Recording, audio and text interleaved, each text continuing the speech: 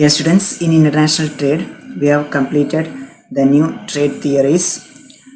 Then next, we want to move on to the next chapter, that is the economic growth and foreign trade. In this module, we are discussing some of the theories that is relating to the economic growth and the international trade. First, we are move on to the Rybczynski's theorem. Today, we are going to discuss about the some of the assumptions and the diagrammatical representation of this Rybczynski's theorem. Okay, welcome to this new session of international trade.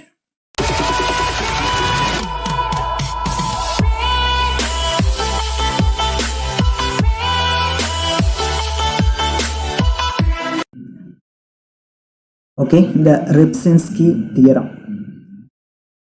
T.M. Rybczynski published a paper in 1955 to investigate the effect of an increase in the quantity of a factor of production upon production, consumption and the terms of trade. Okay, അപ്പോൾ ഈ ഒരു chapter നമ്മൾ start ചെയ്യുമ്പോൾ തന്നെ പറഞ്ഞിട്ടുണ്ടായിരുന്നു, ഈ ഒരു ചാപ്റ്ററിൻ്റെ പേരെന്ന് പറയുന്നത് growth and the foreign trade, economic growth and foreign trade എന്നുള്ളതാണ് ഈ ഒരു ചാപ്റ്ററിൻ്റെ പേര്. അതുകൊണ്ട് തന്നെ ഈ ഒരു ചാപ്റ്ററിൽ ഡിസ്കസ് ചെയ്യുന്ന തിയറീസ് എന്ന് പറയുന്നത് എക്കണോമിക് ഗ്രോത്ത് അല്ലെങ്കിൽ ഫാക്ടേഴ്സ് ഓഫ് പ്രൊഡക്ഷനിലൊക്കെ ഉണ്ടാകുന്ന വർധനവ് കൊണ്ട് ആ ഒരു കൺട്രിയുടെ ടേംസ് ഓഫ് ട്രേഡിനെയും അതുപോലെ തന്നെ എക്സ്പോർട്ടിലൊക്കെ എന്ത് മാറ്റമാണ് ഉണ്ടാവുന്നത് എന്നുള്ള കാര്യങ്ങളൊക്കെയാണ് ഈ ഒരു മൊഡ്യൂളിലെ തിയറീസിൽ നമ്മൾ പഠിക്കുന്നത്. ഓക്കെ, അതിലായിട്ട് നമ്മൾ ആദ്യമായിട്ട് പഠിക്കാൻ പോകുന്ന theory Rybczynski theory-ആണ്. Then T.M. Rybczynski, he published a paper in 1955 to investigate the effect of increasing the quantity of a factor of production upon production. അല്ലേ, അതായത് ഒരു ഫാക്ടർ ഓഫ് പ്രൊഡക്ഷനിൽ വർധനവ് ഉണ്ടാകുന്നത് കൊണ്ട് ഈ ഒരു പ്രൊഡക്ഷനും കൺസംഷനും ടേംസ് ഓഫ് ട്രേഡിലും എന്തൊക്കെ മാറ്റമാണ് സംഭവിക്കുന്നത് എന്നുള്ളതാണ് അദ്ദേഹത്തിൻ്റെ തിയറിയിൽ അദ്ദേഹം എക്സ്പ്ലെയിൻ ചെയ്യാൻ വേണ്ടിയിട്ട് ശ്രമിക്കുന്നത്. Okay, then this theorem states that the increase in the supply of one of the factor of production, other factors remaining the same, causes the output of the good using accumulating factor intensity to increase and the output of other good decrease in absolute amount. അപ്പോൾ ഈ ഒരു തിയറിയിൽ പറയുന്ന ഇത്ര മാത്രമേ, ഒരു കൺട്രിയിൽ ഒരു commodity abundant ആയിട്ടുണ്ടെങ്കിൽ ആ ഒരു കമ്മോഡിറ്റി ആ ഒരു ഫാക്ടറിൻ്റെ ആ ഒരു കമ്മോഡിറ്റി പ്രൊഡ്യൂസ് ചെയ്യുന്ന ആ ഫാക്ടറിൻ്റെ സപ്ലൈയിൽ വർധനവ് ഉണ്ടാക്കുന്നുണ്ടെന്നുണ്ടെങ്കിൽ അത് ഉപയോഗിച്ചുകൊണ്ട് പ്രൊഡ്യൂസ് ചെയ്യുന്ന കമ്മോഡിറ്റിയിൽ വർധനവ് ഉണ്ടാവുന്നു. ഓക്കെ, ഏതാണോ സ്കേഴ്സ് ആയിട്ടുള്ള ഫാക്ടർ ആ ഫാക്ടർ ഉപയോഗിച്ചുകൊണ്ടുള്ള കമ്മോഡിറ്റിയിൽ കുറവ് സംഭവിക്കുന്നു. Okay, provided that commodity and factor prices remaining unchanged. Suppose in a labor surplus country, the supply of labor get increased, it will lead to an increase in the output of labor intensive commodity. That is the example for that. അതായത് ഒരു commodity labour surplus country ആണെന്ന് വിചാരിക്കുക. ആ labour surplus കൺട്രിയിൽ ലേബറിൻ്റെ supply വർദ്ധിപ്പിക്കുക വഴി എന്താണ്, അവിടെ labour intensive ആയിട്ടുള്ള കമ്മോഡിറ്റിയിൽ വർധനവ് സംഭവിക്കുന്നു. സി ക്ലോത്ത് നമുക്കറിയാം ഒരു ലേബർ ഇൻറ്റൻസീവ് കമ്മോഡിറ്റിയാണ് അല്ലേ. And reduced output the capital intensive commodity steel. അപ്പോൾ ആ ഒരു കൺട്രിയിൽ ക്യാപിറ്റൽ ഇൻറ്റൻസീവ് ആയിട്ടുള്ള കമ്മോഡിറ്റി സ്റ്റീലാണ്, അതിൻ്റെ ഉൽപ്പാദനം കുറയുകയും ചെയ്യുന്നു. Okay, that is the theorem. അപ്പോൾ ഈ ഒരു തിയറി മുന്നോട്ട് വയ്ക്കുന്ന അസംഷൻസ് എന്തൊക്കെയാണ് എന്നുള്ളത് നമുക്കൊന്ന് പരിചയപ്പെടാം. The first assumption of this Rybczynski theorem is that the trade takes place between two countries. രണ്ട് രാഷ്ട്രങ്ങൾ തമ്മിലാണ് അവിടെ ട്രേഡ് നിലനിൽക്കുന്നത്. But the case of only one of the two countries will be discussed here. Okay, അപ്പോൾ ഈ ഒരു രണ്ട് രാഷ്ട്രങ്ങൾ തമ്മിൽ ട്രേഡ് നിലനിൽക്കുന്നുണ്ടെങ്കിൽ അവിടെ ഒരു രാഷ്ട്രത്തിൻ്റെ ട്രേഡിൻ്റെ കാര്യം മാത്രമേ ഇവിടെ ഒരു ഡിസ്കസ് ചെയ്യുന്നുള്ളൂ. ഒരു കൺട്രിയുടെ കാര്യം മാത്രമാണ് ഈ ഒരു തിയറിയിൽ ഡിസ്കസ് ചെയ്യുന്നത്. Okay, that is the first assumption. Then next assumption is the given country is labour abundant and capital scarce. ഈ ഒരു കൺട്രി എന്ന് പറയുന്നത് എന്താണ്, ലേബർ അബൻഡൻറ്റ് കൺട്രിയാണ്, ദെൻ ക്യാപിറ്റൽ സ്കേഴ്സ് കൺട്രിയാണ്. Okay, then this country produces two commodities cloth and steel. രണ്ട് commodities ആണ് ഈ കൺട്രി പ്രൊഡ്യൂസ് ചെയ്യുന്നത്, ക്ലോത്തും അതുപോലെ തന്നെ സ്റ്റീലും. The production of these two commodities requires two factors, that is labour and capital. Okay, അപ്പോൾ ഈ ഒരു കമ്മോഡിറ്റീസ് പ്രൊഡ്യൂസ് ചെയ്യുന്നതിന് വേണ്ടിയിട്ട് രണ്ട് ഫാക്ടേഴ്സ് ആവശ്യമായിട്ട് വരുന്നുണ്ട്, that is labour and capital എന്ന് പറയുന്നത്. Okay, then next assumption is capital and labor are perfectly mobile and perfectly divisible and substitutable in some degree. Okay, the capital അതുപോലെ തന്നെ ലേബർ എന്താണ്, പെർഫെക്റ്റ്ലി മൊബൈൽ ആണ്, then perfectly divisible ആണ്, divide ചെയ്യാനായിട്ട് സാധിക്കുന്നുണ്ട്. അതുപോലെ തന്നെ എന്താണ്, it is substitutable. Okay, then cloth is a labor intensive good and steel capital intensive good. That is the another assumption. The next assumption is there are the conditions of perfect competition in the product and factor market. ഈ product മാർക്കറ്റിലും അതുപോലെ തന്നെ factor market എടുത്ത് നോക്കിക്കഴിഞ്ഞാൽ എന്താണ്, there is a perfect competition. Okay, then next, the production functions related to both the commodities are homogeneous of the first degree. That implies constant returns to scale in production. Homogeneous production function ആണ്, അതുകൊണ്ട് തന്നെ constant returns to scale ആണ് അവിടെ നിലനിൽക്കുന്നത്. And the next assumption is the factor and commodity prices are constant. The supply of the factor labor expands while that of capital remains the same. Okay, so these are the main assumptions of this Rybczynski's theorem. ഈ assumptions ഒന്നുകൂടി നമുക്ക് നോക്കാം. First assumptions ആണ് പറയുന്നത് the trade takes place between two countries. The case of only one of the two countries will be discussed here. The given country is labor abundant and capital scarce. The country produces two commodities, cloth and steel. The production of these commodities requires two factors, that is labor and capital. Capital and labor are perfectly mobile, perfectly divisible and substitutable in some degree. Cloth is labor intensive good and steel is a capital intensive good. There are conditions of perfect competition in product and factor markets. The production function related to both the commodities are homogeneous of first degree. That implies constant returns to scale in production. The factor and commodity prices are constant. The supply of the factor labor expands while that capital remains the same. So these are the main assumptions of this Rybczynski's theorem. Then നമുക്ക് എന്താണ് theory എന്നുള്ളത് നോക്കാം. It is now clear that Rybczynski makes departure from Heckscher-Ohlin theorem and factor price equalization theorem in respect of his abandoning the assumption of fixed factor supplies. He discusses the effect and increases supply of the factor in which country is abundant upon production, factor and commodity prices and the terms of trade.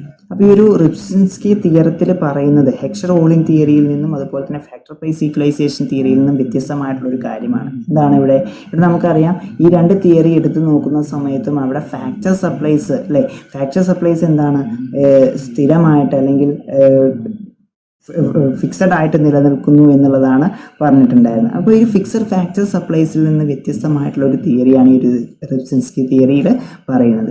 ഇദ്ദേഹം പറയാൻ ശ്രമിക്കുന്നത് അവിടെ ഒരു ഫാക്ടറിൻ്റെ സപ്ലൈയിൽ ഉണ്ടാകുന്ന വർധനവ് എങ്ങനെയാണ് അത് ട്രേഡിനെ effect ചെയ്യുന്നത് എന്നുള്ളതാണ്. Okay, he discusses the effect of an increased supply of factor which country is abundant upon the production factor commodity prices and terms of trade. So there is a diagram that explaining this Rybczynski's theorem. Here is a box diagram. A, B, C, D is the Edgeworth box diagram. Here is A, B, C, D is the Edgeworth box concerning the given country. It shows that this country is labor abundant and capital scarce. A is the origin of the commodity cloth, which is labor intensive, that is labor good. Then C is the origin of the good steel, which is capital intensive. Okay, അപ്പോൾ ഈ ഒരു എഡ്ജ്വർത്ത് box ഡയഗ്രത്തിൽ നോക്കുന്ന സമയത്ത് രണ്ട് ഒറിജിനുകൾ കാണാൻ സാധിക്കും. A എന്ന് പറയുന്ന ഒറിജിൻ, അതുപോലെ തന്നെ സി എന്ന് പറയുന്ന ഒറിജിൻ.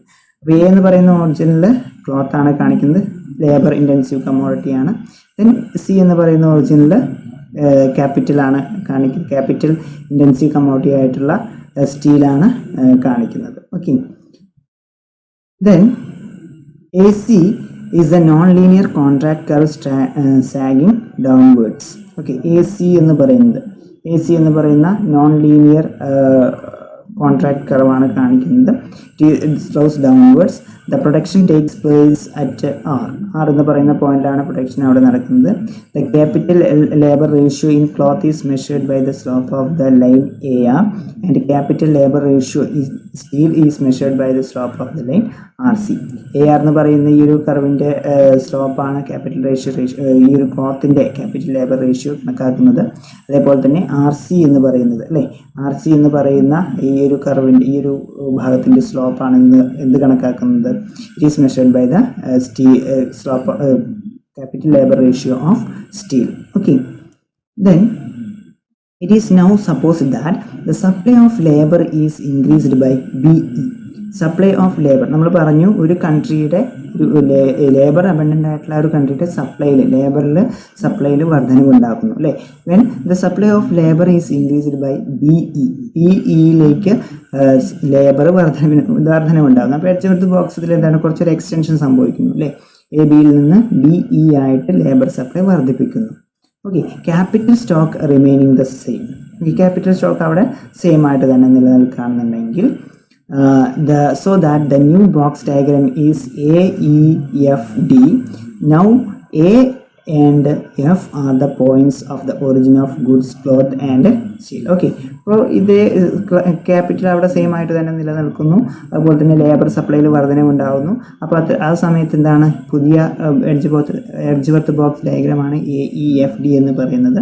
ദെൻ അവിടെ A എന്ന് പറയുന്നത് ക്ലോത്തിൻ്റെ ഒറിജിനും അതുപോലെ തന്നെ F എന്ന് പറയുന്നത് സ്റ്റീലിൻ്റെ ഒറിജിനുമായിട്ട് കണക്കാക്കുന്നത്. Okay, AF is the non linear contract curve. Okay, AF is the non-linear contract curve, and A is the origin of the labor good cloth, and F is the origin of capital good steel. Production in this case takes place at S. അപ്പോൾ ഈ ഒരു അവസ്ഥയിൽ എവിടെയാണ് production നടക്കുന്നത്? S എന്ന് പറയുന്ന പോയിന്റിലാണ് production നടക്കുന്നത്. Okay, the capital labor ratio in cloth is measured by the slope of the line AS. AS എന്ന് പറയുന്ന ലൈനിൻ്റെ സ്ലോപ്പാണ് ക്ലോത്തിൻ്റെ ക്യാപിറ്റൽ ലേബർ റേഷ്യോ കാണിക്കുന്നത്. അതേപോലെ തന്നെ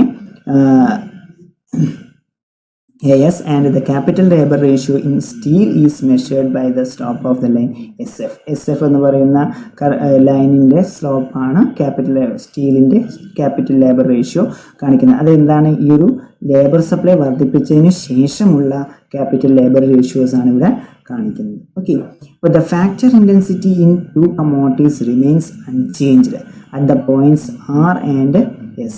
ഓക്കെ, ഫാക്ടർ ഇൻറ്റൻസിറ്റി രണ്ട് കമോഡിറ്റീസിലും എന്താണ്, സെയിം ആയിട്ട് തന്നെ നിൽക്കുന്നു. R എന്ന് പറയുന്ന പ്രൊഡക്ഷൻ പോയിന്റിലും S എന്ന് പറയുന്ന production.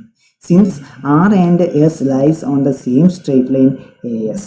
Okay, then the capital labour ratio in cloth remains unchange. അപ്പോൾ എന്തുകൊണ്ടാണ് ഇവിടെ ക്യാപിറ്റൽ ലേബർ റേഷ്യോ സെയിം ആയിട്ട് നിൽക്കുന്നത് എന്ന് പറയുന്നത്?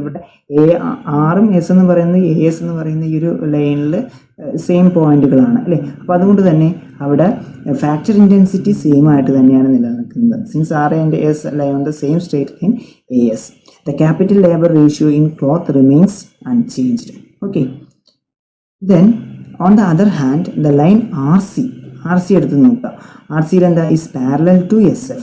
SF എന്ന് പറയുന്ന അതേ ലൈനിനോട് പാരലൽ ആയിട്ടാണ് RC ഉള്ളത്. Since the slope of RC and SF are equal. Okay, RCയുടെയും SF-ൻ്റെയും സ്ലോപ്പ് സെയിം ആണ്, പാരലൽ ലൈൻസുകളാണല്ലോ. അതുകൊണ്ട് തന്നെ there is no change also in capital labor ratio in capital intensive commodity steel. Okay, അപ്പോൾ ക്യാപിറ്റൽ ലേബർ റേഷ്യോയിൽ രണ്ടിലും എന്താണ്, ഈ ഒരു ക്യാപിറ്റൽ ഇൻറ്റൻസീവ് ആയിട്ടുള്ള സ്റ്റീലിലും അവിടെ ക്യാപിറ്റൽ ലേബർ റേഷ്യോ സെയിം ആയിട്ട് തന്നെയാണ് നിലനിൽക്കുന്നത്. When the factor intensity in both the commodities remain the same, there will be no change in the prices of two factors. It shows that the Revsensky theorem refuses the possibility of factor price equalization. Okay, factor price equalization. As the increase in the supply of labor in the labor abundant country increases the capital stock in the capital abundant country, leaves the prices of two factors unchanged. There can be no equalization in factor prices. Okay, ഇവിടെ ശ്രദ്ധിച്ചു കഴിഞ്ഞാൽ നമുക്ക് മനസ്സിലാവും ക്ലോത്തിൻ്റെ factor ആയിട്ടുള്ള labour ആണ് അവിടെ labour supply ആണ് വർദ്ധിക്കുന്നത്. അപ്പോൾ സ്വാഭാവികമായിട്ടും പ്രൊഡക്ഷൻ ആറിൽ നിന്ന് S ആയിട്ട് വർദ്ധിക്കുന്നുണ്ട്. അപ്പോൾ അവിടെ എന്താണ്, ഈ ക്യാപിറ്റൽ ലേബർ ഇൻറ്റൻസീവ് ആയിട്ടുള്ള ക്ലോത്തിൻ്റെ പ്രൊഡക്ഷൻ വർദ്ധിക്കുന്നു, അതിൻ്റെ ടേംസ് ഓഫ് ട്രേഡിൽ വർധനമുണ്ടാകുന്നു. പക്ഷേ ഫാക്ടർ പ്രൈസസിൽ എന്താണ്, ഫാക്ടർ പ്രൈസസ് ഈക്വലൈസ് ചെയ്യാനായിട്ട് അവിടെ സാധിക്കുന്നില്ല എന്നാണ് പറയുന്നത്. Okay, when the factor intensity in both the commodities remaining the same, there will be no change in the prices of two factors. Okay, factor intensity same ആയിട്ട് തന്നെ നിലനിൽക്കുന്നതുകൊണ്ട് നമ്മളിപ്പോൾ കണ്ടതാണ് അല്ലേ, രണ്ടിൻ്റെയും സ്ലോപ്പ് സെയിം ആണ്. അപ്പോൾ അതുകൊണ്ട് എന്താണ്, ഫാക്ടർ ഇൻറ്റൻസിറ്റി സെയിം ആണ്. So there will be no change in the prices of the two factors. It shows that the Revsensky theorem refuses the possibility of factor price equalization. Okay, as the increase in the supply of labor in the labor abundant country and increase in the capital stock in the capital abundant country leaves the prices of two factors unchanged. There can be no equalization in factor prices. Okay, അപ്പോൾ ഈ രണ്ട് രാഷ്ട്രങ്ങളിലും എന്താണ് അവിടെ factor price equalisation നടക്കുന്നില്ല. എന്തുകൊണ്ടാണെന്ന് വെച്ച് കഴിഞ്ഞാൽ അവർ രണ്ട് രാഷ്ട്രങ്ങളുടെയും ക്യാപിറ്റൽ ലേബർ റേഷ്യോ സെയിമായിട്ട് തന്നെയാണ് നിലനിൽക്കുന്നത്. അപ്പോൾ ഫാക്ടർ പ്രൈസ് ഈക്വലൈസേഷൻ നടക്കുന്നില്ല എന്നുള്ളതാണ് ഈ ഒരു വിസ്ഫിൻസ്കി തിയറത്തിലൂടെ പറയുന്നത്. അതേസമയം ഒരു ഫാക്ടറിൽ വർധനവുണ്ടാക്കി കഴിഞ്ഞാൽ ആ ഒരു ഫാക്ടർ ഉപയോഗിച്ചുകൊണ്ടുള്ള പ്രൊഡക്ഷൻ വർദ്ധിക്കുകയും അത് ആ ഒരു കൺട്രിയുടെ ടേംസ് ഓഫ് ട്രേഡ് വർദ്ധിക്കുന്നതിന് കാരണമാവുകയും ചെയ്യുന്നുണ്ട്. Okay, that is the Rybczynski theorem. Okay, thank you.